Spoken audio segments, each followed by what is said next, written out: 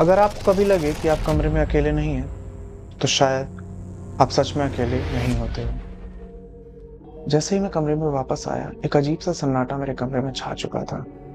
मेरे कमरे का दरवाजा अपने आप बंद हो गया।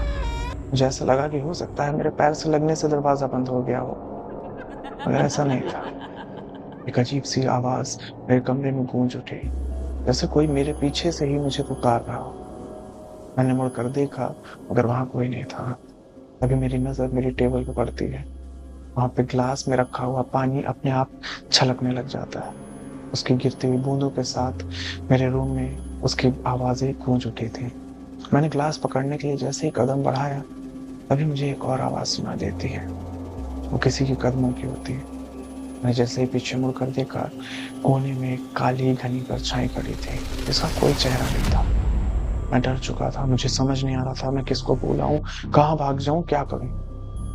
वो परछाई मेरी तरफ बढ़ रही थी, जोर जोर से चीखते हुए मेरा नाम।